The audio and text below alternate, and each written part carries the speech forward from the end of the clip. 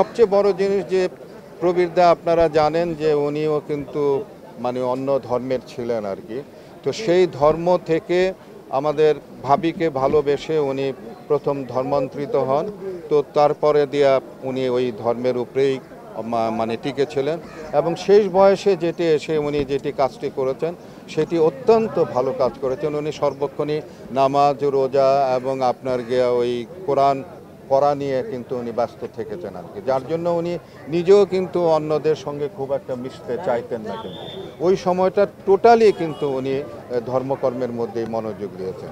আর মানুষ তো হলো গিয়ে প্রত্যেকেই কিন্তু চলে যাবে।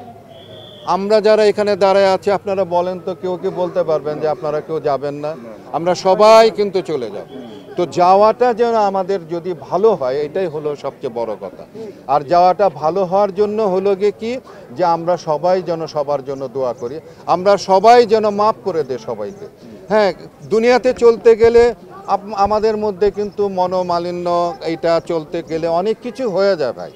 হ্যাঁ, এটা কিন্তু স্বাভাবিক, কিন্তু এটাকে স্বাভাবিক করে নিয়ে আমি বলবো যে প্রত্যেকটা মানুষ যেন একটা যেন চিন্তা করে যে এই যে একটা মানুষ চলে যায় আর কিন্তু দুনিয়াতে তার কোনো সম্পর্ক আর থাকবে না কিন্তু।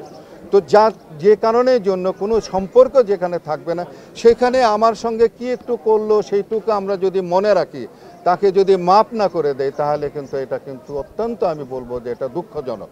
তো আমি আসুন আমরা সকলকেই বলি যে আমরা আমাদের আগে যারা মারা গেছেন, বিশেষ করে প্রবীরদা আজকে মারা গেছেন, তাদের সকলের জন্যই যেন আমরা দোয়া করি এবং সকলকেই যেন আমরা মাপ করে দিই, ক্ষমা করে দিই।